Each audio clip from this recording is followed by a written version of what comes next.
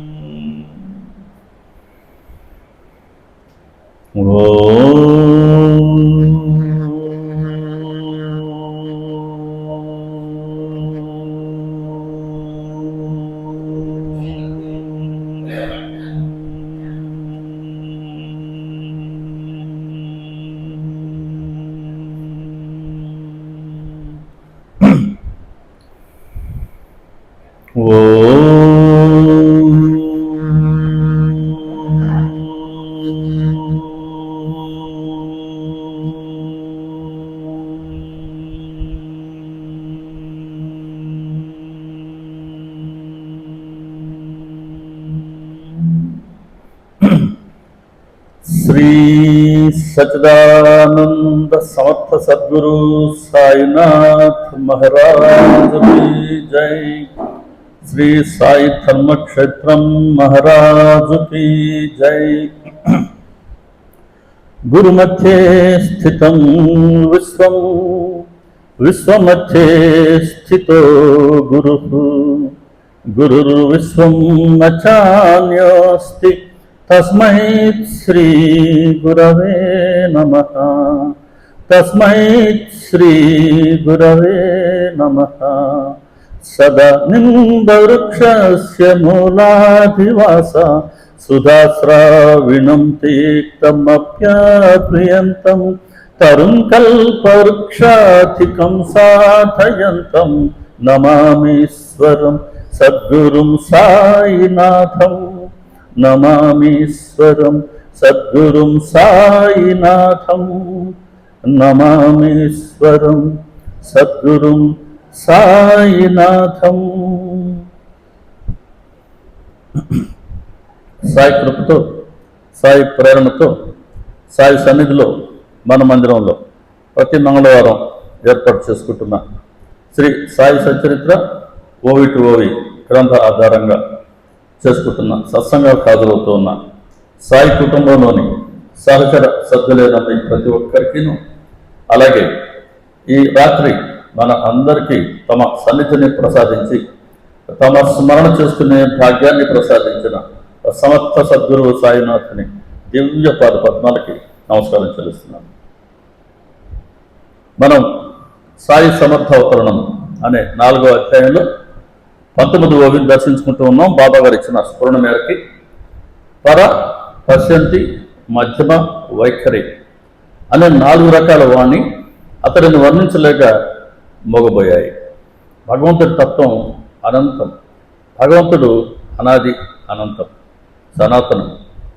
కాబట్టి మనం తెలుసుకున్న మేరకి ఈ సృష్టి, పంచభూతాలు, రకరకాల లోకాలు ఇవన్నీ కలిపి వీటన్నిటిని భగవంతుడు తనలోని ఒకానొక అంశ మాత్రంతోనే వీటన్నిటిని ధరిస్తున్నాడు, వహిస్తున్నాడు. ఇంత పెద్ద సృష్టిని ఆయనలో ఉండే ఒకానొక అంశే ధరిస్తూ ఉంటే ఇంకా ఆయన ఎంత పరిపూర్ణమై ఉండాలి? ఊహాతీతం. అందుకనే బుద్ధిగ్రాహ్యం, అతీంద్రియం అంటాం భగవంతుడు. కాబట్టి భగవంతుడి తత్వాన్ని వర్ణించలేక ఈ 4 వాక్కులు మోగబోయాయి. దాన్ని మనం మన సచరిత్రకి అన్వయింపు చేసుకుంటే మనం బాబా గారు సాక్షాత్తు భగవంతుడు పరబ్రహ్మ బాబా గారికి అవతరించినప్పుడు ఆయన్ని ఈ 4 వాక్కులు ఎలా వర్ణించాయి అని మనం సచరిత్ర పూర్వకంగా దర్శించుకుంటూ ఉన్నాం. పర వాక్కు అంటే భగవంతుడు మానవ శరీరంతో అవతరించినప్పుడు వారిలో ప్రకటమైనటువంటి దైవీ శక్తులని పరవాక్కు వర్ణిస్తుంది.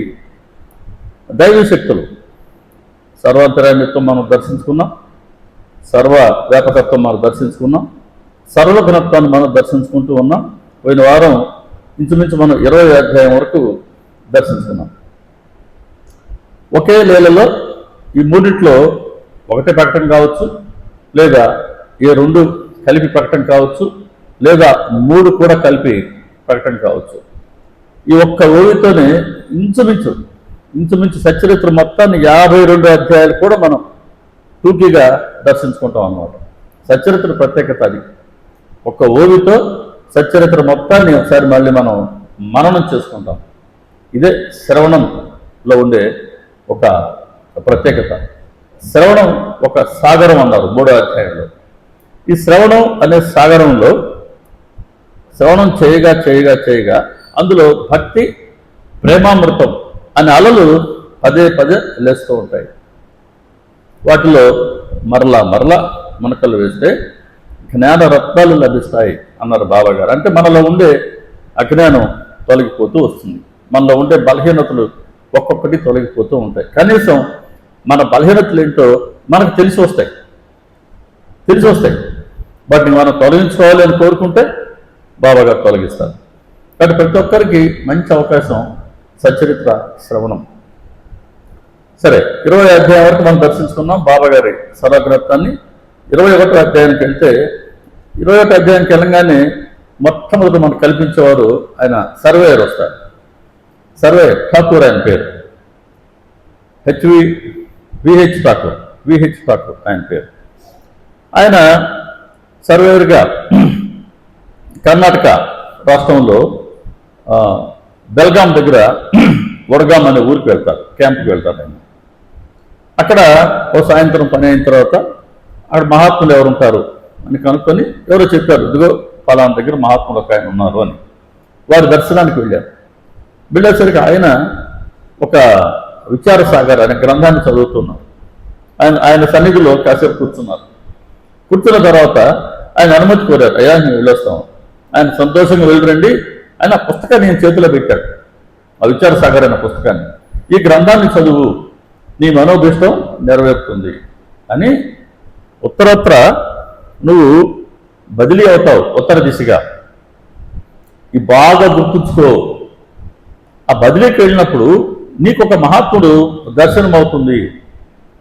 ఆయన నీకు తర్వాత మార్గాన్ని చూపుతారు, నీ మనసుకి స్థిరత్వాన్ని కలిగిస్తారు, నీకు ఉపదేశం చేసి ఆత్మ జ్ఞానాన్ని కలిగిస్తారు అని చెప్పారు ఆయన. సరే, తర్వాత ఆయన వద్ద సెలవు పుచ్చుకున్నారు, ఆ గ్రంథం పుచ్చుకున్నారు. తర్వాత ఈయనకి వేరే జుమ్ము అనే ఊరికి బదిలీ అయింది. ఆ బదిలీ అప్పుడు రవాణా సదుపాయం ఏంటి అని అంటే ఒక నాణేఘాట్ అనే ఒక పర్వతం ఎక్కి దిగాల్సి వచ్చింది. అప్పట్లో ఉన్న వాహనం ఏంటంటే ఎనుబోతు మీద జీన్ తయారు చేసి ఆ జీన్ మీద కూర్చొని నేను ఆ కొండ ఎక్కి దిగాడు. అది సరే. తర్వాత కొన్నాళ్ళకి నానాసాహెబ్ చంద్రకర్ ద్వారా షిరిడీలో సాయిబాబా ఉన్నారు అని తెలుసుకుని నానాసాహెబ్ చంద్రకర్ రమ్మంటే ఈయన పోలేకపోతాడు. సరే, తర్వాత ఈయనంతగా ఈయన వెళ్ళి బాబాని దర్శించుకున్నారు. చాలాసార్లు చెప్తున్నాం, బాబా గారి ఆ పనిచేసే విధానం, ఆయన మిషన్ ఎలా ఉంటుందంటే అప్పుడు కానీ ఇప్పుడు కానీ ఎప్పటికి కానీ కొత్తవారు కనుక తమ దర్శనానికి తొలిసారి వస్తే, మొట్టమొదటిసారి దర్శనానికి వచ్చిన వాళ్ళకి బాబా గారు ముందు తమ పట్ల నమ్మకాన్ని కలిగిస్తారు. ఇదే విధానం అప్పటి నుంచి ఇప్పటి వరకు కూడా ఎప్పటికైనా సరే. కొత్తగా వచ్చారా నమ్మకం కలిగిస్తారు, నమ్మకం ఉన్నవాళ్ళు వచ్చారా విశ్వాసం కుదిరిస్తారు, విశ్వాసం ఉన్నవాళ్ళు వచ్చారా వాళ్ళ భక్తి ప్రేమలు కలిగిస్తారు. అలా ఎప్పటికప్పుడు ఆయన సన్నిధికి మనం వచ్చిన ప్రతిసారి, లేదా ఆయన సన్నిధికి మనల్ని ఆయన రప్పించుకున్న ప్రతిసారి మనకు ఏదో ఒక ఇంప్రూవ్మెంట్ ఎప్పుడు ఉంటుంది. అదే శ్రేయస్సు. మనందరికీ శ్రేయస్సును కలిగించడానికే పరబ్రహ్మ మన సద్గురువుగా అవతరించినట్టు నేపథ్యంలో ఈయన వెళ్ళంగానే బాబా చెప్పారు, కన్నడపై చెప్పినట్లుగాను, ఎనుబోతు మీద కొండ ఎక్కి దిగినట్లుగాను ఇక్కడ సులువైన ఉపాయాలు ఏమీ లేవయ్యా, శరీరాన్ని అరగదీయక తప్పదు అన్నారు. ఎంత నమ్మకం కలిగించారు చూడండి. మొట్టమొదటి మాటలోనే కన్నడప ఏం చెప్పారు, నీకు ఉత్తరోత్తర నీకు మహాత్ముడు దర్శనం అవుతుంది, ఆయన నీకు తర్వాత మార్గాన్ని చూపుతారు, నీ మనసుకి స్థిరత్వాన్ని కలిగిస్తారు, నీకు ఉపదేశం చేసి ఆత్మజ్ఞానాన్ని కలిగిస్తారు అని చెప్పారు. ఏ శాస్త్రమైనా, అంటే ఏ మతమైనా, ఏ సంప్రదాయమైనా, లేదా ఏ గ్రంథాన్నైనా కనుక మనం ఆశ్రయిస్తే ఆ ఆశ్రయించిన వ్యక్తికి కలిగే అత్యున్నత ప్రయోజనం ఏంటి అని అంటే మనసుకి స్థిరత్వం కలిగించడం. మనసు అత్యంత చంచలంగా ఉంటుంది, మనకు తెలిసిందే. అటువంటి మనసుకి స్థిరత్వం కలిగడమే, స్థిరత్వాన్ని తెచ్చుకోవడమే ఒక సాధకుడి విజయం అవుతుంది. అది సద్గురు కృపతో మాత్రమే సాధ్యమవుతుంది. కాబట్టి నీకు మనసుకు స్థిరత్వాన్ని కలిగిస్తాడని చెప్పారు, నీకు ఉపదేశం చేస్తాడని చెప్పారు, ఆత్మజ్ఞానాన్ని కలిగిస్తాడని చెప్పారు. కానీ అంత సులువు కాదు. అంటే ఆయన చెప్పినంత సులువు కాదు. అదేవిధంగా ఆ పర్వతాన్ని, నాణ్యగట్టని పర్వతాన్ని ఇంకా ముందు చెప్పుకున్నాం, ఎనుబోతు మీద ఎక్కి దిగాడు. ఆ ఎక్కి దిగేసరికి ఆయనకి నడుము వెన్నుముకు బాగా నొప్పి వచ్చేసింది ఆ కుదుపులకి. అంత సులువు కాదు ఎక్కడ ఆధ్యాత్మిక మార్గం. నువ్వు కావాలనుకున్నట్టుగా నీ మనసు స్థిరపడాలి అంటే, నీకు ఆత్మజ్ఞానం కావాలి అని అంటే అంత సులువు కాదు. ఇక్కడ శరీరాన్ని అరగదీయాల్సి వస్తుంది. మరి కన్నడప్ప అక్కడ చెప్పింది ఇక్కడ బాబాగారు ఎలా చెప్పారు షిరిడీలో, ఈయన కొండెక్కి దిగింది బాబాగారికి ఎలా తెలిసిందంటే అది దైవశక్తిలో ఒకటైనటువంటి సర్వజ్ఞత్వం. అది ఆయన దగ్గర మనం దర్శించుకోవచ్చు ఆ లీలలో. తర్వాత పండరిపురం నుంచి పేడరు వస్తాడు బాబాగారి దర్శనార్థం.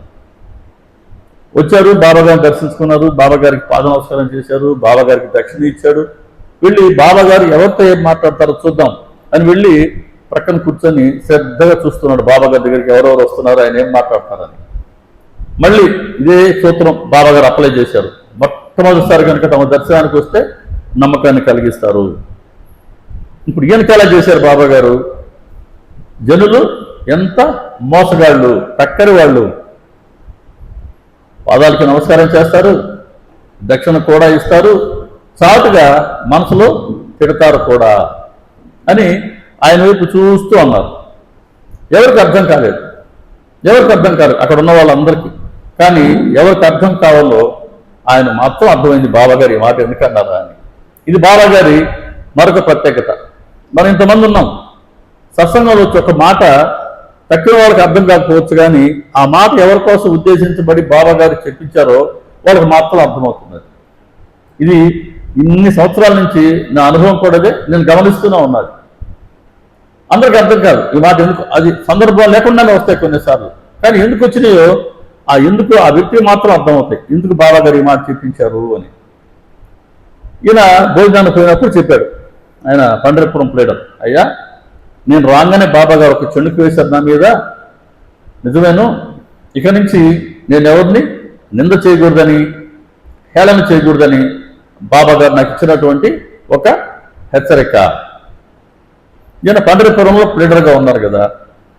ఒకసారి ఆ లాయర్స్ అందరూ కూర్చొని వాళ్ళ రూమ్లో మాట్లాడుకుంటూ ఉన్నారు.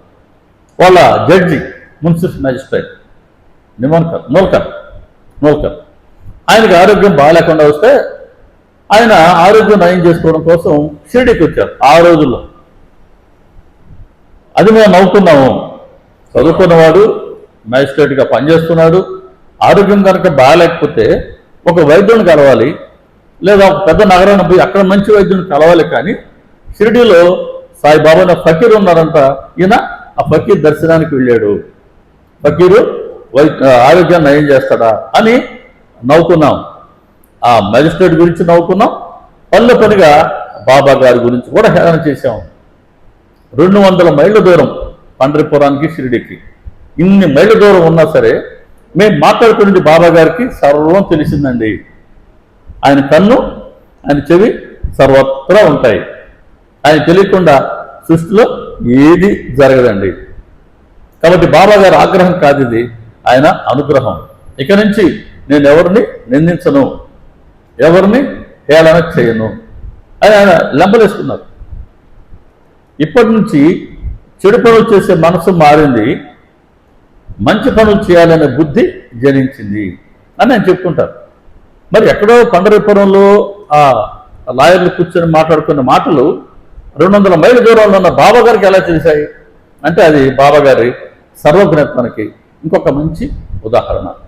అలా 21వ అధ్యాయం పూర్తవుతుంది. 22వ అధ్యాయం 22వ అధ్యాయం అనగానే దాంట్లో పావులు తేళ్లు వస్తాయి. ఈయన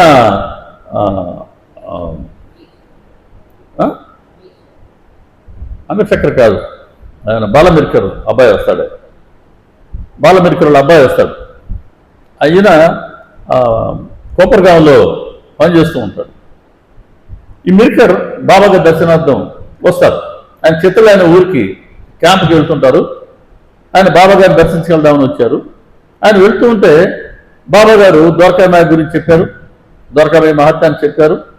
ఆయన వెళ్ళిపోతున్నాడు అనుమతి తీసుకొని. వెళ్ళిపోతుంటే బాబాగారు ఆయన వెనక్కి పిలిచి, నీకు ఈ చెయ్యిట పెట్టుకొని ఈ పొడుగాటి బాబా గురించి తెలుసా అన్నారు. చెయ్యిట అంటూ కుడిచి మోచేతుకొని ఎరం చేయి పెట్టుకొని ఇలా అంటూ. చాలా భయంకరంగా ఉంటుంది.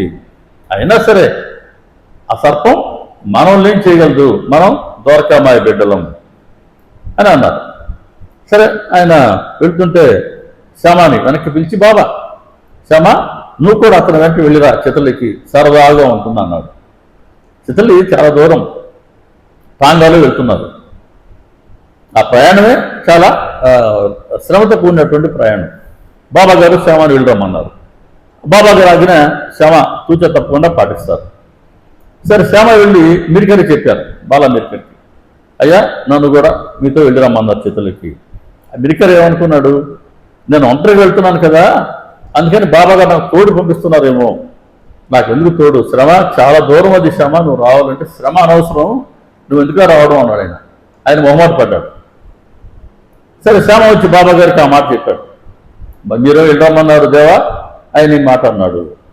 వెంటనే బాబా గారు అన్నారు, సరే ఎవరి గురించైనా మనం వాళ్ళ మంచి గురించే ఆలోచించాలి, వాళ్ళకి యోగ్యమైన దానినే ఉపదేశించాలి, కానీ ఎవరి కర్మ ఎలా ఉంటే అలాగే తప్పక జరిగి తీరుతుంది. బాబాగారి మాటలు బ్రహ్మాండంగా ఉంటాయండి సచ్చరిత్రలో. సచ్చరిత్ర ప్రత్యేకత ఈరోజు ఏంటంటే, మనందరూ తెలిసిందే, సచ్చరిత్ర మరాఠీలో హేమంత్ పంత్ గారు రచించారు, బాబాగారు రచన చేశారు ఆయన చేత. అది బాబాగారు ఆయన శరీరంతో ఉన్నప్పుడే ఈయన రాసుకుంటూ వచ్చారు. సార్ 1929లో ఆ గ్రంథం తొలిసారిగా గ్రంథ రూపంలో ప్రకటమైంది మరాఠీలో, ఓవిట్ ఓవి గ్రంథం. దాన్ని గుణాజీ, వాసుదేవ గుణాజీ, ఆయన ఇంగ్లీష్లోకి ఫ్రీ ట్రాన్స్లేషన్ చేశారు. ఫ్రీ ట్రాన్స్లేషన్ అంటే స్వేచ్ఛానువాదం, అంటే యథాతథమైన అనువాదం కాకుండా మూల గ్రంథానికి కొన్ని మార్పులు చేర్పులు చేసుకుంటూ సంక్షిప్తంగా ఆయన మరాఠీ నుంచి ఇంగ్లీష్లోకి అనువాదం చేశారు గుణాజీ. తర్వాత దాన్ని మన తెలుగులోకి పత్యనారాయణరావు గారు గుణాజీ గారు రాసినటువంటి గ్రంథాన్ని తెలుగులోకి ఆయన తర్జుమా చేశారు. పత్యనారాయణరావు గారు, నేను శ్రీకాకుళం నివాసి, ఆయన తర్జుమా చేశారు. అది గ్రంథ రూపంలో, ఓ శ్రీకాకుళం వారు మన దగ్గర ఉన్నారు, ఓకే మీ జిల్లా వారమ్మా, శ్రీకాకుళం చూసారా, మన దగ్గర అమ్మాయి ఉంది కదా శ్రీకాకుళం వాసి మన దగ్గర ఉన్నారు.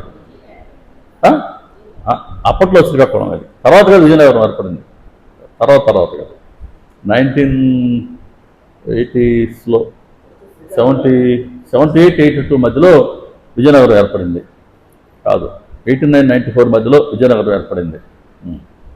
జనార్దన్ రెడ్డి గారు సీఎంగా ఉన్నప్పుడు విజయనగరం జిల్లా పేరు పెట్టారు ఆయన.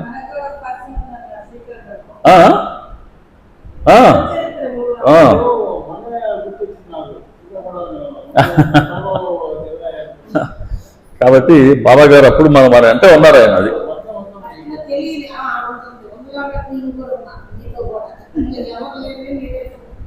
ఆయన గ్రంథం రాశారు నారాయణరావు గారు. బాబా గారి సమాధి దగ్గర ఇదే రోజు మే 1953 సంవత్సరంలో ఆయన సమాధి దగ్గర బాబా గారి దగ్గర పుస్తకాలు ఉంచారు ఈ గ్రంథాన్ని. అదే సమయానికి వెస్ట్ బెంగాల్లో ఉండేటువంటి సాయి లీలమ్మ, జుట్టు బాగా పొడవుగా ఉంటుంది అమ్మది, ఆమె వచ్చారు.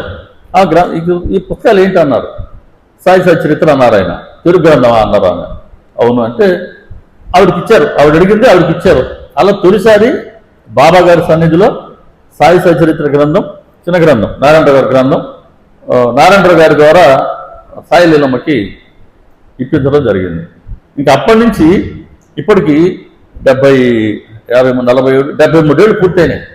ఈ 73 ఏళ్లలో కొన్ని లక్షల మంది ఆ గ్రంథాన్ని ఇంకొన్ని లక్షల సార్లు పారాయణ చేస్తుంటారు.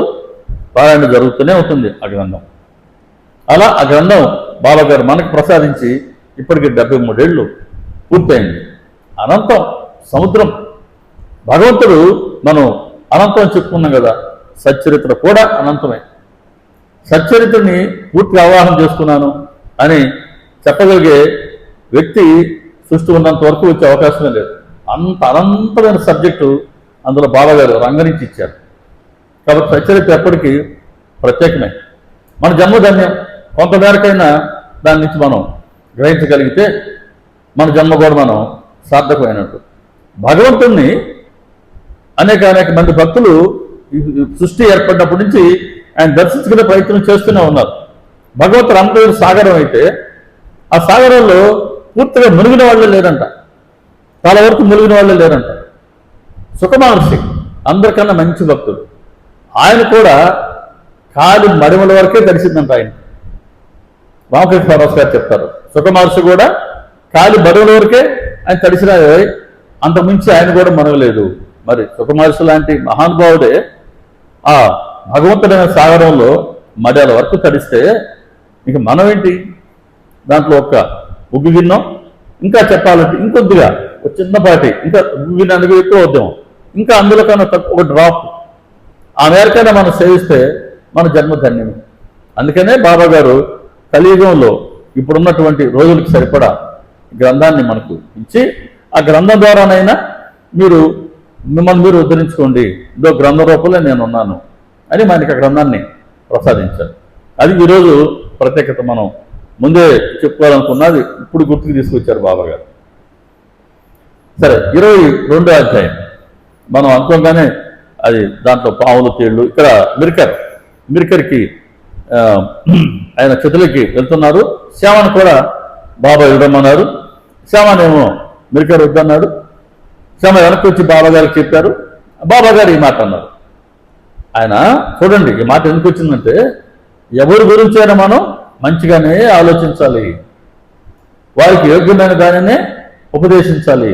సచ్చరిత్ర గ్రంథంలో అంతా మన మంచి గురించే చెప్పారు. మనకి ఏదైతే యోగ్యమో దాన్నే ఉపదేశించారు. అయినా సరే ఎవరి కర్మ ఎలా ఉందో అలా తప్పకుండా జరిగి తీరుతుంది. కారణం మనం గ్రహించి ఆ గ్రంథం ద్వారా ఏం గ్రహిస్తాం? మన తప్పులు ఏంటో మనకు తెలుస్తాయి, మన లోపాలు ఏంటో మనకు తెలుస్తాయి, మన బలహీనతలు ఏంటో మనకు తెలుస్తాయి.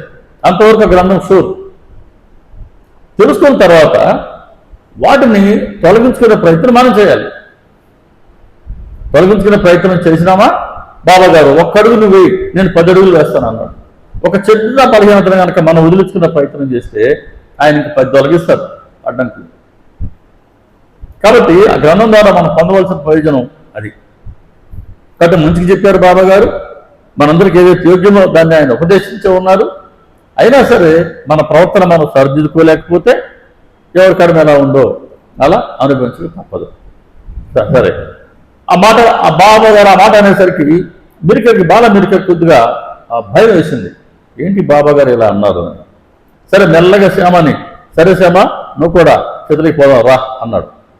మరి ఇప్పుడు శ్యామ ఆయన కూడా వెళ్ళాలన్నా పడలేదా?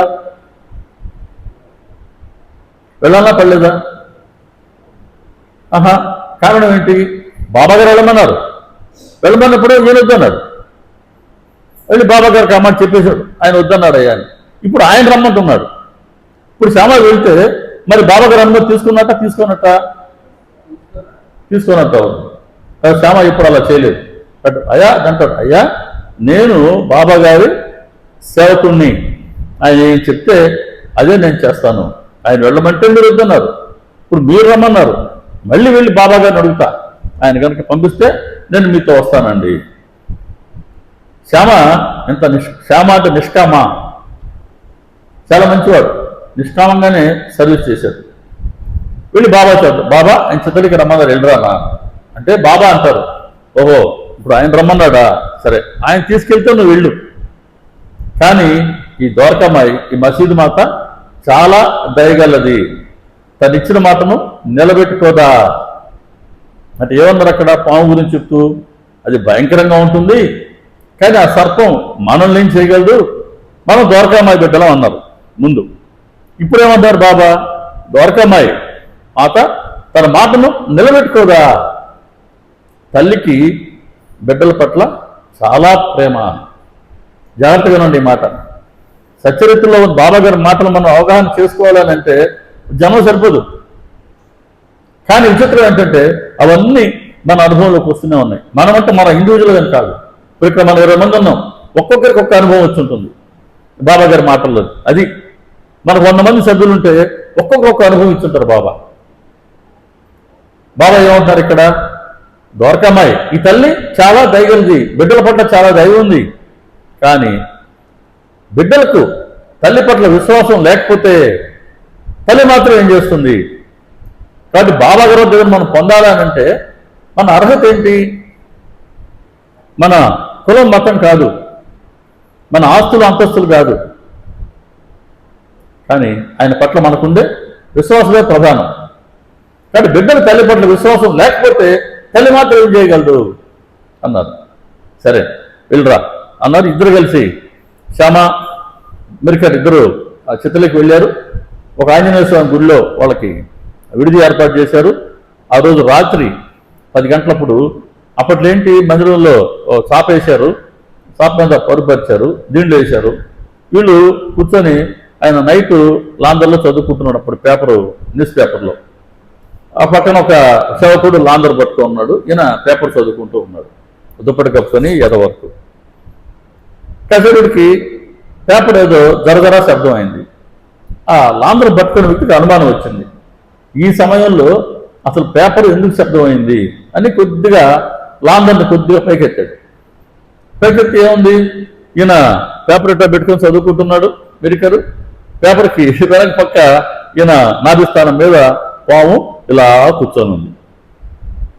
ఎలా ఎక్కిందో పైకి వచ్చి హ్యాపీగా ఆయన నాభిస్థానం మీద కుదురుగా కూర్చొని ఇలా పరిగెత్తుకొని పేపర్ వైపు చూస్తూ ఉంది. బహుశా ఆ పక్క ఆ పేపర్ అది చదువుతుంది, ఈయన ఈ పక్క చదువుతున్నారు పేపరు, ఆ పక్క పాము చదువుతుంది పేపర్. అది ఇంకేమన్నా ఉందా ఆ సీన్ ఊహించుకుంటే? ఇంక వెంటనే ఈ పాపం ఆ సేవకుడు గొంతు కీసిపోయింది. పాము పాము పాము అంటున్నాడు.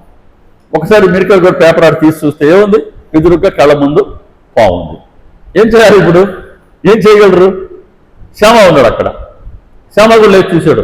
దేవా ఏంటి లేనిపోని విఘ్నాన్ని కలిగించావు, ఈ విఘ్నాన్ని నువ్వే తొలగించు దేవా అని ఆయన అక్కడి నుంచే ప్రార్థన చేస్తాడు. సరే వెంటనే పాము కింద దిగింది, కొట్టేశారు. ఇప్పుడు శ్యామాని బాబా గారు ఎందుకు పంపినట్టు? ఇది ప్రధానమైనటువంటి సందేహం రావాలి మనకు. ఎందుకు పంపారు శ్యామాని? అమ్మా ప్రార్థన చేయకపోతే బాబా గారు రక్షించుకోలేరా? శ్యామ లేడు అనుకుందాం, పాము వస్తుంది బాబా గారు తెలుసు కదా, ముందే చెప్పారు కదా. ఆ పాము మనం ఏం చేస్తుంది? మనం ద్వారకామాయి బిడ్డలో అన్నారు కదా. శ్యామ లేనంత మాత్రాన ఆయన రక్షించుకోలేరా? రక్షించుకోగలరు. మరి శ్యామను ఎందుకు పంపినట్టు? ఎందుకు పంపారంటే మిరికర్కి అర్థం కావాలి. అది మిరికర్కి అర్థం కావాలి శ్యామను ఎందుకు పంపారు అని. ఇప్పుడు మీరు చెప్పినట్టుగా శ్యామ ప్రార్థన చేయాలా, ప్రార్థన చేస్తేనే పాము తొలగించినట్టుగా ఉండాలా. అది మిరికర్ మనసుకు పోవాలా. మిరికర్కి శ్యామ లేడనుకోండి, పాము వచ్చింది, ఎలాగో పాముని బాబా గారు రక్షించుకుంటారు. కానీ ఇది బాబా గారు రక్షించినట్టుగా ఎలా తెలియాలి ఆయనకి? అందుకని శ్యామను పంపించాడు. శ్యామ చేత ప్రార్థన చేయించారు బాబా అక్కడ. శ్యామ ప్రార్థన చేశాడు కాబట్టి, బాబా గారు అది విన్నారు కాబట్టి పాము పక్కకి వెళ్ళిపోయింది, పామును కొట్టేశారు. ఇలా బాబా గారు నన్ను శ్యామని నా కూడా పంపించి, నేను వద్దన్నా శ్యామని నా కూడా పంపించారు, నన్ను ఈ గండం నుంచి కాపాడారు అని మిరికర్ మనసు ఇప్పుడు గ్రహించింది. కాబట్టి ఆ నమ్మకం కలిగేందుకే శ్యామాని బాబా గారు పంపడం జరిగింది. లేదా ఆయన రక్షించుకోలేదా? శ్యామ అవసరం లేదు అక్కడ. కానీ మిరికర్కి అర్థం కావాలి, ఓహో నేను వద్దన్నా శ్యామాని ఎందుకోసం పంపించారా బాబా? నేను వద్దన్నా శ్యామాని పంపించారు, శ్యామ ప్రార్థన చేశాడు కాబట్టి బాబా గారు నన్ను కాపాడారు. మరి ముందు రోజు అంటే పక్క రోజు పాము వస్తుందని, దాని నుంచి తను రక్షించుకోవాలని బాబా గారికి ఎలా తెలిసింది? భవిష్యత్తులో జరిగేది ముందు రోజు చెప్పారు కదా. అది బాబా గారి సర్వజ్ఞత్వానికి ఇంకొక ఉదాహరణ. అలాగే మన బూటి ఉంటారు అక్కడ. బూటి అంటే ఎవరు బూటి అంటే సమాజ మందిరం నిర్మించినటువంటి అదృష్టవంతుడు, భాగ్యవంతుడు. ఎంతోమంది భాగ్యవంతులు ఆ రోజుల్లో ఉండుంటారు, కానీ బాబా గారి సమాజ మందిరం నిర్మించే భాగ్యం ఆయనకే లభించింది. ఆయనకి అప్పట్లో ఒక సత్రంలో ఉన్నప్పుడు నానాసాహెబ్ డెంగలే అని ఒక జ్యోతిషుడు వచ్చినాడు. ఆయన మంచి జ్యోతిష్యం చెప్పే దాంట్లో ఆయన సిద్ధహస్తుడు. ఆయన చూసి, అయ్యా నీకు ఈరోజు గండం ఉంది, చాలా ప్రమాదం పొంచి ఉంది, నువ్వు చాలా జాగ్రత్తగా ఉండాలి సుమా అని చెప్పాడు. కొద్దిగా జాగ్రత్తగా ఉంది. ఎవరికైనా ఒక జ్యోతిషుడు ఆ మాట చెప్పాడు అనుకోండి, సహజంగా ఆ రోజు మనసులో భయం పీకుతూనే ఉంటుంది. అలా బూటికి ఆ రోజు మనసు అంతా దాని మీద ఆలోచన ఉంది. మసీదుకి వెళ్ళారు బాబా గారి దర్శనం కోసం. బాబా అన్నారు, ఏంటి ఈ నాన్న నిన్ను చంపుతానంటున్నాడా? ఏది ఎలా చంపుతావో చంపు చూస్తాను అని నువ్వు సవాల్ చెయ్యి. ఎంత సమర్థులండి బాబా! సామాన్యమైన విషయమా? వాళ్ళు ఎక్కడో వాడలో జరిగిన సంఘటన తాము విన్నట్టుగా చెప్తూ ఏమంటున్నాడు, నిన్న నాన్న నిన్ను చంపుతాను అంటున్నాడా? గండం ఉంది అంటున్నాడా? ఏది నిన్ను ఎలా చంపుతావు? చంపుని నువ్వు ఛాలెంజ్ చేయి, నేనున్నా కదా. నేను కాకుండా నాకు తెలియకుండా ఇంకోటి ఇది జరుగుతుందా? జరగదు. ఒక్కసారి కనుక ఆయన మనం ఆశ్రయించిన తర్వాత ఇదే బాబా గారి దగ్గర మనం గుర్తించాల్సింది. మన జీవితంలో మన ప్రారంభానుసారం ఎన్నో జరగాల్సినవి ఉన్నాయి, జరుగుతాయి, దాంట్లో అనుమానం లే. కానీ బాబా గారిని కనుక ఆశ్రయిస్తే ఎంత తేడా ఉంటుందంటే వాటన్నిటిలోనూ ఆయన తన హస్తాన్ని చూపిస్తారు, తమ అనుగ్రహాన్ని చూపిస్తారు. ఎలా అంటే పెద్ద ఎత్తున జరగాల్సిన నష్టాన్ని చాలా కొద్ది నష్టంతో ఆయన తప్పిస్తారు. ఇందుకు గురువు అవసరం, ఇందుకు గురువుని ఆశ్రయించాలి. కలియుగం గురువుల రాజ్యం. దేవీ దేవతల కలియుగం ప్రత్యక్షంగా కలిగించుకోరు. దేవీ దేవతల కార్యాలన్నీ ఇప్పుడు కలియుగంలో గురువుల ద్వారా మాత్రమే నిర్వహించబడుతూ ఉంటాయి. ఆ కలియుగం ఏర్పడేటప్పుడే బ్రహ్మదేవుడు ఆ కలిపురుషుని పిలుస్తాడు. ఆయన వెళ్తాడు. ఆయన వెళ్ళి, నేను ఈ కలియుగంలో అందరినీ కూడా కాముకతోనూ జిహ్వతోనూ నేను నా వశం చేసుకుంటాను. జిహ్వ హిండి కోరికలు, నేను వీటితో నేను ప్రపంచాన్ని మొత్తం నా వశం చేసుకుంటాను. అంటే వాళ్ళందరినీ అలా నేను పీడిస్తాను, వాళ్ళందరినీ నేను అలా నాశనం చేస్తానంటే దాన్ని బ్రహ్మదేవుడు చెప్తాడు. గురువుని ఎవరైతే ఆశ్రయిస్తారో వారి జోలికి మాత్రం నువ్వు వెళ్ళవద్దు. కాబట్టి కలియుగంలో మనం గురువుని ఆశ్రయిస్తే కలి ప్రభావం నుంచి ఆయన మనల్ని రక్షించుకుంటారు. ఎలా? మనల్ని ఆయన స్మరణలో ఉంచుకుంటూ. ఆయన స్మరణలో ఎలా ఉండాలంటే ఇదిగో ఆ గ్రంథాన్ని ఇచ్చింది. అందుకే మనకు సచరిత్ర గ్రంథం మనం పారాయణ చేస్తూ ఉన్నా, ఇలా మనం శ్రవణం చేస్తున్నా, మనం మననం చేస్తూ ఉన్నా, లేదా పాటలు పాడుకుంటూ ఉంటాం. ఆ పాటల్లో పాడుకున్న తత్వం ఎక్కడి నుంచి వచ్చింది? అవన్నీ సచరిత్రలో ఉంటే బాబా గారి తత్వాన్ని కదా మన పాటల రూపంలో పాడుకుంటుండేది, అంతే కదా. ఏ పాట పాడుకున్నా ఆ తత్వం సచరిత్రలోని తత్వమే కదా. అంతే. సాయిబాబా నామం చెప్పుకుంటున్నాం, రకరకాల పాటలు పాడుకుంటున్నాం, వీటన్నిటికీ మూలం సచరిత్ర అయింది. హారతి పాడుకుంటున్నాం, రకరకాల సేవలు చేస్తున్నాం. ఇలా ఏ సేవతోనైనా సరే మన మనసు కనుక బాబా గారి స్మరణలో ఉంటే, బాబా ఇచ్చిన వరం ఏంటి? నా నామాన్ని స్మరించే వారి ముందు వెనుక నలువైపులా నేను ఉంటాను. రక్షణ కవచాన్ని బాబా ఏర్పాటు చేస్తాను అన్నారు. మనం ఆయన స్మరణలో ఉంటే చాలు, ఇంకేం కోరుకోలేదు. ఆయన ఇంకేం కోరుకోలేదు మన నుంచి. చాలా సింపుల్. కలియుగంలో ఉత్తమ ఫలితం దేని ద్వారా పొందొచ్చు అంటే స్మరణ ద్వారా, గురు స్మరణ ద్వారా. ఆయన మన ముందు ఉంటారు, మన చుట్టూ ఉంటారు. కలి ప్రభావం మన మీద పడకుండా ఆయన ఎప్పటికప్పుడు దాన్ని అడ్డుకుంటూ ఉంటారు. అందుకని మనం కూడా ఆయనకి మనల్ని మనం దూరంగా చేసుకోకూడదు. వీలైనంత వరకు మనం బాబా గారికి దగ్గరగానే, అంటే స్మరణలోనే మనం ఉండే ప్రయత్నం చేస్తూ ఉండాలి. ఇలా బాబా గారు ముందు జరగబోయే, భవిష్యత్తులో జరగబోయే ఆ గండాన్ని కూడా బాబా గారు తెలియజేయటం బాబా గారి సర్వజ్ఞత్వానికి ఒక ఉదాహరణ అయితే, ఇందులోనే దీక్షిత్వాడ పైన, దీక్షిత్వాడలో ఒకరోజు రాత్రి ఆ కిటికీ కింద, ఆ కిటికీ చక్రం కింద చిన్నపాటి రంధ్రం ఉంది. ఆ రంధ్రంలో నుంచి పాము ఒకటి బయటకు వచ్చింది, అంటే రూమ్లోకి రాబోతుంది. ఇలా అందరూ రూమ్లో కూర్చో ఉన్నారు. ఆ పాము చూశారు. ఆ లాందరు వెలుతురికి, జనం అలికిడికి పాము కింద దిక్కకుండా ఆ మధ్యలో ఆగిపోయింది. హేమాడ్ పంత్ వాళ్ళు అక్కడ హేమాడ్ పంత్ బెడ్ ఆ కిటికీ దగ్గర ఉంది. ఆ పావును చూశారు. సరే పావును ఏం చేయాలా, కొట్టాల వద్దా? కొట్టేది స్థలం లేదంట, తమకని అంత తడువు లేదు, ఆ సన్నగా ఇరుగ్గా ఉంది ఆ బెజం. సరే కాసేపుడు పావునే వెనక్కి వెళ్ళిపోయింది. అక్కడ ముక్తారాం కూడా ఉన్నాడు. ముక్తారాం ఏమన్నాడు, అమ్మయ్య పాము బతికిపోయింది అన్నాడు. ఇప్పుడు బతికిపోయింది పావా లేదా కింద వెళ్తే వీళ్ళ ఎవరు బతికిపోయినట్టు? ఏమో చీకట్లో పాము కింద దిగుంటే హేమంత్ పంత్ గారి బెడ్ అక్కడే. హేమంత్ పంత్ గారిని పలకరేది అది హలో అని. ఏం కావాలి అది పలకరిస్తే? కాబట్టి ముక్తారాం అమ్మ పాము బతికిపోయింది అన్నాడు. వెంటనే ఈయన ఎత్తుకున్నాడు హేమంత్ పంత్ గారు. అదేంటండి అలా అంటారు, అది కానీ దిగుంటే అది మన ఎవరితో ఒకరిని కాటేస్తుంటే మనకు ప్రమాదం కదా, పాము దుష్టజీవి, అటు పామును కొట్టాల్సిందే అంటాడు ఈయన హేమంత్ పంత్. అయ్యయ్యో పాము కూడా జీవి కదా, మనం కొట్టే ఎట్ట అంటాడు ముక్తారాం. అలా రాత్రి చాలాసేపు వాళ్ళకి వాదోపాదాలు జరిగాయి. సరే ఎవరి పార్టీ వాళ్ళు వెళ్ళిపోయారు. హేమంత్ పంత్ అందరూ వెళ్ళిపోయిన తర్వాత ఈయన ఏం చేశాడు, మళ్ళీ పాము రాకుండా ఆ బెర్జానికి ఒక కర్ర మొక్క ఒకటి కొట్టేసి పడుకున్నాడు ఆయన. తెల్లవారగానే అందరూ యథావిధిగా ద్వారకామేకి వచ్చారు రేపుజామున. వెంటనే బాబా గారు అడిగారు, రాత్రి వాడాలో ఏం జరిగింది, దేని గురించి వాదన? ఎలా తెలిసింది? రాత్రి 10 గంటలప్పుడు వీళ్ళు చేసుకున్న డిస్కషన్ను బాబా గారు ఎలా చెప్తున్నారు ద్వారకామేలో కూర్చొని? అది బాబా గారి సర్వజ్ఞత్వానికి మరొక ఉదాహరణ. సరే 25వ అధ్యాయానికి వెళ్తే దాము అన్న, అసలు 25వ అధ్యాయం అనగానే మనకు దాము అన్న గుర్తుకొస్తారు. దాము అన్న ఆయన ఏమనుకున్నాడు, ఆయన వ్యాపారం చేయాలనుకుంటారు. ఆయన మిత్రులకు ఆయన వ్యాపారం చేద్దామని ఒక ప్రతిపాదన పంపాడు. దాన్ని బాబాగారు అనుమతి కోసం ఆయన లేఖ రాస్తాడు. శ్యామ తీసుకొచ్చి ఆ లేఖని చదవబోతూ ఉంటాడు.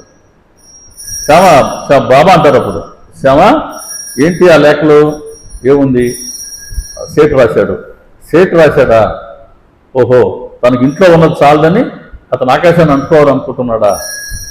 లక్షల వెంట పరుగు తీయద్దని చెప్పు అని ఆ లేఖలో ఏముందో శ్యామ లేఖ తెరవక ముందే బాబా గారు స్పష్టంగా తెలియజేశాడు. ఎలా తెలియజేశారు? లేఖలో ఏముందో లేఖ తీయకుండా, లేఖ చదవకుండా. అది బాబా గారి సర్వజ్ఞత్వానికి ఉదాహరణ. అలాగే ఒకరోజు ఒక తహసీల్దారు ఆయన బాబా గారికి మామిడి పళ్ళు సీజన్, అది మామిడి పళ్ళు పంపాడు. ఒక 200 మామిడి పళ్ళు అన్నారు. మంచి పెట్లో పెట్టి శ్యామ పేరిట వచ్చినాయి, పార్సల్ వచ్చింది. అది బాబా గారు ముందు ఉంచారు శ్యామ. సరే అందరికీ బాబా గారు పళ్ళు పంచమన్నారు. పంచుతూ ఒక 4 పళ్ళు తీసుకొచ్చి పక్కన కొలంబా అంటే ఏంటి కొలంబా అంటే? సత్యరితలో చాలాసార్లు వస్తుంది కొలంబా అని మనం పారాయణ చేస్తూ ఉంటాం. ఏంటి కొలంబా అంటే? ఏంటో మట్టి పాత్ర ప్రత్యేకత ఏంటి? బాబా గారు భిక్షకి వెళ్తారు కదా, రోజు భిక్షకి వెళ్తే గిన్నెలో సాంబార్ వేయించుకుంటారు కదా, రేగు డబ్బాలో అన్నము రొట్టెలు సంచులు వేసుకుంటారు కదా, అవన్నీ తీసుకొచ్చి మట్టి పాత్రలో వేసి ఆయన ముద్దలు చేసేవాళ్ళు. అది కొలంబా అంటే. కాబట్టి కొలంబాలో 4 పళ్ళు పెట్టారు. అందరూ పళ్ళు ఇచ్చేశారు. ఇంకా కొంతమంది ఆ 4 పళ్ళ వైపు చూస్తున్నారంట, అది కూడా మనకి ఇస్తారు అని. మనకు చాలు అనుకోం కదా. సాధారణంగా ఎలా ఉంటుంది మన నైజం ఎలా ఉంటుందంటే, ఆయన ఇప్పుడు మనకు బాబా గారు ఏమి ఇవ్వలేదా? చాలా ఇచ్చారు. ఇంకా మనం కావాలనుకుంటామా లేదా? ఇంకా చేస్తే బాగుంది, చేస్తే బాగుంది అనుకుంటామా లేదా? మన నైజం ఇది, మన అవసరాలు అవి. కాబట్టి పళ్ళు తీసుకున్నారు ఎవరికాళ్ళు, కానీ ఆ పళ్ళ వైపు చూస్తూ ఉన్నారు. బాబా చెప్పారు, ఈ పళ్ళు దాము అన్నవి, ఈ పళ్ళు దాము అన్న కొరకు, ఈ పళ్ళు ఎవరివో వాళ్ళే తీసుకోవాలి, వేరే ఎవరో పళ్ళు మనం ఎందుకు తీసుకోవాలి? దాము అన్నప్పుడు అక్కడ లేడు. దాము అన్న వస్తున్నట్టు ఎవరికి తెలియదు. దాము అన్నవి అవి దాము అన్నాన్ని తీసుకోవాలి, ఎవరో పళ్ళు మనం ఎందుకు తీసుకోవాలి? ఎవరి పళ్ళు ఎవరివో పళ్ళు వాళ్ళే తీసుకోవాలి, తిని చావాలి అంటున్నారు. ఈ తిని చావాలి అంటున్నప్పుడు ప్రవేశించాడు దాము అన్న. మాంసభ చెప్పాడు, బాబా గారు ఇప్పుడు నీ గురించి చెప్తున్నారు అని. ఆయన ఏమి విన్నాడు? ఈ పళ్ళు ఎవరువో వాళ్ళు తినాలి, తిని చావాలంటున్నారు. ఈ పళ్ళు ఏమో దామోండం అంటున్నారు. మరి దామోండం ఏం కావాలని? దామోండం ఏం బాబాగారి మాటల ఊరికే ఉంటాయా? అప్పుడు మానసభ చెప్తాడు, లేదు లేదు, బాబాగారు చెప్పారని దాని అర్థం నువ్వు చనిపోవాలని కాదయ్యా, నీలో ఉండే అహంకారం తొలగిపోవాలని, కాబట్టి భయపడద్దు అంటాడు. సరే బాబాగారు ఆ 4 పళ్ళు దోమన్నకి ఇచ్చి, ఇవి నీ భార్యకి నీకు ఈ మామిడి పళ్ళ ప్రభావంతో సంతానం కలుగుతుంది. ఆయనకి అప్పటికే పిల్లలు లేరు. చాలా ప్రయత్నాలు చేశాడు, ఎంతమందిలో మహాత్ములు కలిశాడు, చాలా మందిని దర్శనం చేసుకున్నాడు, వాళ్ళు వేడుకున్నాడు. తర్వాత స్వయంగా ఆయన జ్యోతిషం నేర్చుకున్నాడు. చూసుకొని తన జాతకం తనే చూసుకున్నాడు. చూసుకుంటే ఆ జ్యోతిషం ప్రకారం ఆయనకి ఆ జన్మలో సంతానం లేదు. ఆయనకి అది అర్థమైంది. కానీ బాబా గారిని ఆశ్రయించే ఉన్నారు. ఆశ్రయించి ఉంటే బాబా ఇప్పుడు ఏమంటున్నారు? మామిడి పళ్ళు నీ భార్యకి సంతానం కలుగుతుంది అన్నారు. అంతకుముందు ఏమన్నారు? పళ్ళు ఎవరువో వాళ్ళే తినాలి, తిని చావాలి అన్నాడు. ఇప్పుడేమో పళ్ళు నీ భార్యకి అంటున్నాడు. ఆయనకి 2 భార్యలు అప్పటికి.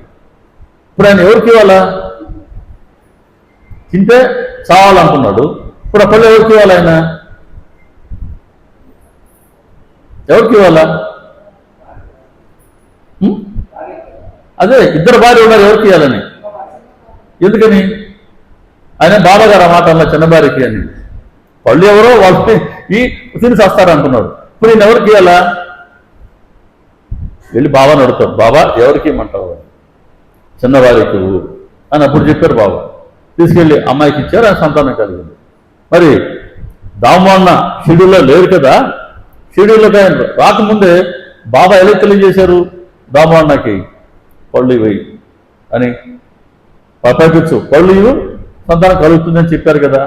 ఇవన్నీ బాబా గారి భవిష్యత్తులో జరగబోయే వాటిని ఆయన దర్శించుకునే దాన్ని సర్వజ్ఞతను మనకు తెలియచేస్తున్నాయి. అలా 25వ అధ్యాయం జరిగిపోతుంది. 26వ అధ్యాయంలోకి వెళ్తే 26వ అధ్యాయం అనగానే హరిశ్చంద్ర పితలై గుర్తుకొస్తారు. ఒక పంతని ఒక భక్తుడు గుర్తుకొస్తారు. పంతని ఆయన ట్రైన్లో పోతుంటాడు. కొంతమంది అనుకోకుండా పెట్టెలో ఆయన స్నేహితులు బంధువులు కూర్చొని ఉంటారు. వాళ్ళు షిరిడీకి వస్తున్నారు. ఈయన అడిగాడు, ఎక్కడ దాకా వెళ్తున్నారు మీరని. మేము షిరిడీకి వెళ్తున్నాం, నువ్వు కూడా రా అన్నారు. సరే, అంత ప్రేమ వాళ్ళు పిలిస్తే ఈయన కూడా వాళ్ళతో పాటు బయలుదేరి షిరిడీకి వెళ్ళారు. అందరూ కలిసి కొబ్బరిగాంకి వెళ్ళి అక్కడి నుంచి తాంగా చేసుకొని మసీదుకి వెళ్ళారు, ద్వారకామాయి మసీద్కి. అందరూ మసీదులోకి ప్రవేశించగానే బాబాను దర్శించుకున్నారు. గుంపులు గుంపులుగా జనం ఉన్నారంటారు. అందరూ బాబాను తరిగి తీరా చూస్తున్నారు, ఆనందంగా చూస్తున్నారు. కానీ ఒకసారి బాబా గారు ఈ పంతు చూసుకోగానే పంతుకి నోటుకుండా మెరుగు వచ్చేసి ఈయన మోసపోయాడు, ఉండేటువంటి పడిపోయాడు, తిరిగి స్పృహ కోల్పోయాడు, భయపడిపోయారు చుట్టుపక్కల ఉండేవాడు ఆయన మిత్రులు బంధువులు. ఏంటిది ఇప్పుడు దాకా బాగున్నాడు, ఏమైంది మనవాడికని. సరే బాబా గారు వచ్చి ఆయన పక్కన కూర్చున్నారు. ఆయన మొహం మీద పూర్తిగా నీళ్ళు చల్లమన్నారు బాబా. చల్లేరు. ఆయన లేచి కూర్చున్నారు. లేచి కూర్చోగానే బాబా గారు పక్కనే ఉన్నారు. బాబా ఏం చెప్తున్నారు? ఎటువంటి సందర్భంలోనైనా మన ఆశ్రయాన్ని విడిచిపెట్టకూడదు, జాగ్రత్తగానండి. బాబా గారి మాటలు ఎంత బాగుంటాయో, అమృతమేనండి. బాబా గారు ముక్త వచ్చిన ప్రతి మాట సచ్చరిత్రలో అమృతమే. అమృతం ఎందుకన్నా మధురంగా ఉండదు. కారణం ఏంటి? అమృతం ఎందుకు తాగాలి? అమృతం వల్ల కలిగే ఫలితం ఏంటి? మన ఉద్దేశంలో ఏం ప్రయోజనం? అమృతం కనుక మనకు దొరికితే మరణం ఉండదు, అంతే. కానీ శరీరం ఎప్పుడు ఉండదు కదా. కానీ సత్యవతి ఏం చేస్తుంది? మళ్ళీ జన్మ లేకుండా చేస్తుంది. ఏది బెటరు? శరీరంతో ఉండడమే మేలా, వృధాతో రాకుండా శరీరంతో ఉండడమే మేలా, లేదా అసలు జన్మ లేకుండా చేసుకోవడం మేలా? అంతే, జన్మ లేకుండా చేసుకోవడం మంచిది. కారణం ఏంటి? ఇంకో సృష్టి మళ్ళీ ఇంకో యుగం ప్రారంభమైతే, ఫస్ట్ యుగం ఏంటి? కృతయుగం, త్రేతాయుగం, ద్వాపర యుగం, కలియుగం. కలియుగం అయిపోతే మళ్ళీ ఆ కృతయుగం ప్రారంభం అవుతుంది కదా. శరీరంతో ఉండాలి. కానీ మళ్ళీ ఇప్పుడు భగవంతుడు ఏదో ఒక జీవిగా మళ్ళీ మనల్ని పంపిస్తాడు. అసలు జన్మ లేకుండా చేసుకున్నాం అనుకో, మనం ఆయన హ్యాపీగా ఆయన ధామంలో ఆయన పాదాల వద్ద మనం పడి ఉండొచ్చు. కానీ జన్మ లేకుండా చేసుకోవడం మంచిది. కాబట్టి సచ్చరిత్రలో బాబా గారి భక్త వచ్చిన ప్రతి వాక్కు అమృతాన్ని ఇచ్చినటువంటి. ఇక్కడ ఏం చెప్తున్నారు ఆయన? ఎటువంటి పరిస్థితుల్లోనూ ఎటువంటి సందర్భంలోనైనా మన ఆశ్రయాన్ని మనం విడిచిపెట్టనే కూడదు. ఎల్లప్పుడూ స్థిరంగా ఉంటూ అనన్యంగా అందరిలోనూ ఏకత్వాన్ని చూడు. అద్భుతమైన బోధ. కారణం ఏంటి? ఆ పంతన ఆయన ఇదివరకే వేరే గురువుని ఆశ్రయించున్నాడు. ఆయన ఎందుకు మోక్ష వచ్చిందంటే మనసులో ఆయనకు సంకోచం వచ్చేసింది. నేను ఒక గురువుని ఆశ్రయించున్నాను కదా, నేను మళ్ళీ బాబా గారి వద్దకు రావచ్చా, నేను తప్పు చేసినాను ఆయన కదా అని మనసులో ఆయనకు భయం పుట్టింది. దాన్ని బాబా గారు తెలుసుకున్నారు. తెలుసుకొని ఆయనకు అభయాన్ని ఇస్తున్నారు, ధైర్యాన్ని ఇస్తున్నారు. ఎటువంటి సందర్భంలో అయినా నీ ఆశ్రయాన్ని విడిచిపెట్టద్దు, అంటే నీ గురువుని విడిచిపెట్టద్దు. ఎల్లప్పుడూ స్థిరంగా ఉండు, నీ గురువునే ఆశ్రయించుండు. అనన్యంగా అందరిలోనూ ఏకత్వాన్ని చూడు. నీ గురువు వేరు కాదు, నేను వేరు కాదు, అందరిలో ఉన్నది నీ గురువే. అలా అందరిలో ఉండే ఆత్మనే దర్శించు తప్పించి నీ గురువుని విడిచిపెట్టి నన్ను ఆశ్రయించమని నేను చెప్పడం లేదు అని ఆయన మనసుకి స్పష్టంగా అర్థమయ్యేలా చెప్పడం జరిగింది. మరి ఆయన ఎవరో గురువుని ఆశ్రయించున్నారని బాబా గారికి ఎలా తెలిసిందంటే అది బాబా గారి సర్వజ్ఞత్వం.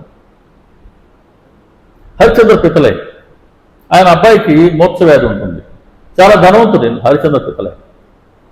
ఎన్నెన్నో చికిత్సలు చేయించారు, ఎక్కడ నయం కాలేదు. చివరికి ఆయన బాబా గారి గురించి తెలుసుకున్నారు. కొడుకుని తీసుకుని భార్య, భర్త, అబ్బాయి ముగ్గురు కలిసి బాబా గారి దర్శనానికి వచ్చి బాబా గారి కాళ్ళ ముందు అబ్బాయిని పడుకోబెట్టారు. అయ్యా, ఈ అబ్బాయిని మీరు కాపాడండి అని. బాబా గారు అబ్బాయి వైపు చూశాడు. చూడగానే అబ్బాయి కూడా మొత్తొచ్చి పడిపోయాడు. విపరీతమైనటువంటి నురుగు. అంతకుముందు జన్మలో ఎప్పుడు రానంతగా నురుగు వచ్చిందంట. చాలాసేపు స్పృహలో తప్పిపోయి అబ్బాయి పడిపోయినాడు. ఆ తల్లికి భయం వేసింది. ఏంటిది, బాబాగారి సన్నిధికి వస్తే బాగవుతుంది అని ఎంతో ఆశతో తీసుకొచ్చామనే సాక్షాత్తు బాబాగారి సన్నిధిలో ఇలా జరిగింది ఏంటి అని ఆమె బాధపడుతుంటుంది. ఇప్పుడు బాబా చెప్తారు, ఎటువంటి భయం వద్దు, కాసేపటికి అబ్బాయికి మెలకు వస్తుంది, నువ్వు వాడకి తీసుకెళ్ళండి, అబ్బాయి బాగవుతాడు అని చెప్తాడు. సరే, అబ్బాయిని వీళ్ళు వాడకి తీసుకెళ్లారు. బాబా గారు ఒక మాట చెప్పిన తర్వాత అది అక్షరాల అలాగే జరుగుతుంది. దానికన్నా విరుద్ధంగా జరిగే అవకాశమే లేదు. కాసేపటికి ఆ పిల్లాడు తేరుకున్నాడు, చక్కగా లేచి కూర్చున్నాడు. అప్పుడు ధైర్యం వచ్చింది వాళ్ళకి, బాబా గారు మా అబ్బాయిని కాపాడారు అని. అప్పుడు వచ్చి బాబా గారిని దర్శించుకుంటారు మళ్ళీ. అప్పుడు బాబా చెప్తారు పెద్దలకి, వీళ్ళు అనుమతి కోరినప్పుడు, ఇదివరకు నేను నీకు 2 రూపాయలు ఇచ్చున్నాను, ఇదిగో ఈ 3 రూపాయలు తీసుకో అని ఆ 3 రూపాయలు కూడా ఇచ్చి వీటిని నువ్వు పూజించుకో అన్నారు. మరి పెద్దలు కూడా ఇదే తొలిసారి ఆయన షిరిడికి రావడం, ఇదే బాబా గారు నేను దర్శించుకోవడం. ఇదే మనం అనుకున్నాం, తొలిసారి దర్శనానికి వస్తే బాబా గారు మంచి నమ్మకాన్ని కలిగిస్తారు అని. మరి తొలిసారి షిరిడికి వచ్చారు ఆయన. మరి బాబా ఏమంటున్నారు, నేను ఇదివరకు నీకు 2 రూపాయలు ఇచ్చాను అంటున్నారు, ఇప్పుడు 3 రూపాయలు ఇచ్చారు, కలిపి నువ్వు వీటిని పూజించుకో అంటున్నారు. అలా 2 రూపాయలు ఎప్పుడు ఇచ్చారు? తొలిసారి షిరిడికి వచ్చింది ఇప్పుడేనే. ఆయనకు అనుమానం అలాగే మనసులో ఉండింది. కానీ బాబా గారా అబద్ధం చెప్పరు, వారి మాట సత్యమే. కానీ ఇది ఎలా సాధ్యమైంది అని అనుకుంటూ ఇంటికి వచ్చారు. అబ్బాయి ఆరోగ్యం బాగైపోయింది.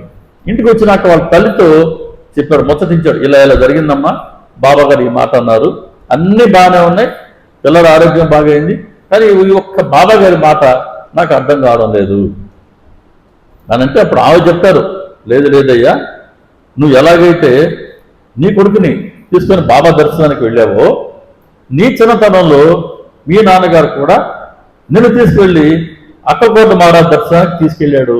అక్కలకోట మహారాజ్ స్వామి సమర్థ ఆయన నీవు పూజించుకోవడానికని నీకు 2 రూపాయలు ఇచ్చాడు. బాబా గారు ఆ 2 రూపాయలు గుర్తు చేస్తున్నారు. మరి ఎప్పుడో అక్కలకోట మహారాజు గారు ఇతని చిన్నతనంలో ఇచ్చిన 2 రూపాయలు బాబా గారికి ఎప్పుడు జరిగిపోయింది, భూతకాలం. అది బాబా గారికి ఎలా తెలిసింది? అది బాబా గారి సర్వజ్ఞత్వం. అలా ఉంటుంది బాబా గారి సామర్థ్యం. సాక్షాత్ పరబ్రహ్మ. మన అదృష్టం ఆయన ముందు కూర్చోగలుగుతున్నాం. లేదు, ఎంతో దయతో ఆయన ముందు మనల్ని ఆయన కూర్చోబెట్టుకుంటున్నారు. చిన్న విషయం కాదు ఆయన ముందు కూర్చోవడం, ఆయన స్మరణలో ఉండగలగటం.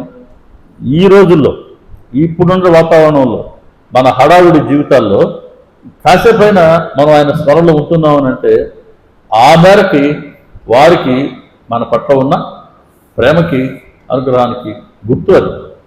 దీంట్లో మనదేం లేదు. ఆయన కూర్చోబెట్టదలుచుకున్నారు, మనం కూర్చోగలుగుతున్నాం. ఆయన తప్పించుకోదలుచుకున్నారు, మనం రాగలుగుతున్నాం. ఆయన స్మరణలో ఉంచుకోదలుచుకున్నారు, మనం ఉంటున్నాం. నేనుంటున్నాను, ఏం చేస్తున్నాను అనే ఆలోచన వచ్చిందా ఆయనకి మనకి మధ్యలో మళ్ళీ అడ్డుగోళ్ళు వచ్చేస్తాయి. కాబట్టి మొత్తం ఆయనకి విడిచిపెట్టేసి నేను లేనయ్యా, ఉన్నది నువ్వే, నువ్వు ఎలా నడిపిస్తావో అలా నడిపించి నేను నడుస్తుంటా. ఎంతో ఫ్రీగా ఉంటుంది ఆ మాట చెప్పుకుంటే. మనం వేరే వాళ్ళు మోస్తుంటే సులువుగా ఉంటుందా, మనల్ని మనం మోసుకుంటే సులువుగా ఉంటుందా? అంతే. ఆయన మోస్తున్నారు, రైట్. ఆయన ఎక్కడ నడిపిస్తే మనం అట్లా నడుద్దాం. ఎరుకలో ఆ ఎరుకలో ఉంటే చాలు. ఆయన తప్పటి అడుగులను పడుతున్నా సరి చేసుకుంటూ భద్రంగా ఆయన తీసుకెళ్తుంటారు. ఆ 26వ అధ్యాయం అలా పూర్తవుతుంది. 28వ అధ్యాయం లక్ష్మీచంద్. ఇదివరకు మనం చెప్పుకున్నాం. లక్ష్మీచంద్కి ఆయన బాబాగారి దర్శనార్థం వస్తారు. ఆయన అనుభవాలు చాలా మనం చెప్పుకున్నాం. ఆయన షిరిడికి దర్శనానికి వస్తూ ఆయన రైలుపెట్టలో వస్తూ రైలుపెట్టలు అందరినీ బాబా గారి గురించి అడుగుతుంటారు. మీరు షిరిడికి పోయారండి అన్నాడు. ఆయన పోయినాను. మీరు పోయినప్పుడు బాబా ఏం చేస్తున్నారు, మీకు అనుభవాలు ఇచ్చాడు అని ప్రతి ఒక్కరిని అడుగుతున్నాడు ఆయన. ఇవన్నీ ఆయన దర్శనార్థం రాగానే బాబా గారు చెప్తారు, అదే దారిలో భయం చేస్తావు, దారిలో ప్రతి ఒక్కరిని అడుగుతుంటావా, ఎవరినో ఎందుకు అడగాలి, ప్రత్యక్షంగా నువ్వే పరీక్షించుకో అని ఆయన దారిలో అందరినీ బాబా గారి గురించి వాకప్ చేయడం తెలియజేస్తారు. ఆయన అప్పు తీసుకొని వస్తాడు. అప్పు తీసుకొచ్చిన సంగతి కూడా బాబా గారు తెలియజేస్తారు. ఇలా జరిగిపోయిన విషయాలు బాబా గారు తెలియజేస్తున్నారే. ఇది వారి సర్వజ్ఞత్వానికి మరొక ఉదాహరణ. 29వ అధ్యాయం. దీంట్లో వామన్ నార్వేకర్ అని కాదు, కెప్టెన్ హార్టే అనే వ్యక్తి బాబా గారికి మంచి భక్తుడు. ఆయన గ్వాలియర్లో ఉంటాడు. ఆయన బాబా గారి పట్ల ఎంతో భక్తుడు అంటే ఆయన స్మరణలో ఉండేవాడు. సరే, ఒకరోజు బాబా గారు ఆయనకి స్వప్నంలో దర్శనం ఇచ్చారు. ఈయన వెంటనే వెళ్ళి పెరట్లోకి వెళ్ళి చిక్కుళ్ళు కోసాడు, చేటలో వేశాడు. కూర వండుకోవడానికి అవసరమైన సామాగ్రితో సహా దక్షిణతో కలిపి బాబా గారికి ఆ చేటను సమర్పిస్తున్నాడు. ఆ కళ అయిపోయింది, మెలకు వచ్చింది. అదే బాబా గారు దర్శనం ఇచ్చారు. కాబట్టి ఇమ్మీడియట్గా ఒక మిత్రుడు బాంబేలో ఉంటే ఆయనకి ఆయన లేఖ రాశాడు, నేను మనీ ఆర్డర్ పంపిస్తున్నాను, అది తీసుకొని నువ్వు షిరిడికి వెళ్ళు, బాబా గారికి చిక్కుళ్ళు మరియు ఆ కూర వండుకోవడానికి ఏదైతే అవసరం ఉన్నాయో అవన్నీ సమర్పించు, మిగిలిన డబ్బులతో నువ్వు బాబా గారి దక్షిణగా ఇచ్చేసేయి అని లేఖ రాశాడు. సరే, లేఖ వచ్చింది, మనీ ఆర్డర్ వచ్చింది. ఈ మిత్రుడు, కెప్టెన్ హార్టే మిత్రుడు ఆ డబ్బులు తీసుకొని షిరిడికి వెళ్ళారు. చిక్కుడు సీజన్ కాదంటది. మొత్తం చూశాడు, చిక్కుడు లేవు ఎక్కడ కూడా. ఏం చేద్దాం అనుకుంటుంటే ఎవరో ఒక ఆవిడ తల మీద కూరగాయలు అమ్ముకుంటూ వస్తా ఉంది. ఏమన్నాయని చూస్తే చేతిలో చిక్కుళ్ళు తగినాయి. అంటే ఎన్ని రకాల ఏర్పాటు చేస్తారో చూడండి బాబా. స్వప్నం ఇచ్చింది ఆయనే, ప్రేరణ ఇచ్చింది ఆయనే. సీజన్ కాని టైంలో ఇప్పుడు మామిడి పళ్ళు ఉన్నాయి, మనం బాబాగా సమర్పించుకోవచ్చు. మామిడి పళ్ళు కాని సీజన్ అయింది అనుకోండి, మామిడి పళ్ళు ఎక్కడి నుంచి వస్తాయి? కానీ బాబా గారు అప్పుడు కూడా ఆయన సృష్టించగలరు. ఆయనే కూరగాయలు అమ్మే స్త్రీ, ఆయనే ఆ రూపంలో వచ్చాడు. చిక్కుళ్ళు ఏంటి, ఏమన్నా వస్తాయి, ఆయన తలుచుకుంటూ చాలు. సరే, చిక్కులు తీసుకున్నాడు, వెళ్ళి బాబా గారికి సమర్పించారు. ఆయన వాటిని నిమోన్కర్కి అనుకుంటాను, నిమోన్కర్కి ఇస్తారు. నిమోన్కర్కి ఇచ్చి దాన్ని కూర చేసి పెట్టమంటారు. ఆయన ప్రక్క రోజు కూర వండుకొని వస్తే ఆ రోజు బాబా గారు ఇతర ఏ పదార్థాలు తీసుకోకుండా చిక్కుడు కూరే తిన్నారంట. మరి చిక్కుడు కూర తన ప్రేమగా తన కోసం పెంపాడు తన భక్తుడు. అలా ఆ భక్తుడి ప్రేమని బాబా గారు దానికి రసీదు ఇచ్చారు ఆయన ఆ కూర తినడం ద్వారా. ఎలా తెలిసింది బాబా గారికి ఆయన పంపించాడని? అది బాబా గారి సర్వజ్ఞత్వానికి మరొక ఉదాహరణ. వచ్చే వారం తిరిగి మనం ఈ సర్వగ్రంథాన్ని మళ్ళీ మనం దర్శించుకున్నాం. సమయం అవుతుంది. శ్రీ సచ్చిదానంద సమర్థ సద్గురు సాయినాథ్ మహారాజ్ की जय। सर्वे जना सुखिनो भवन्तु, लोका समस्ता सुखिनो भवन्तु, समस्त सन्मंगलानि भवन्तु। ओम शांति शांति शांति। सर्वं श्री साईनाथार्पणमस्तु। शुभं भवतु। ओम तत्सत्।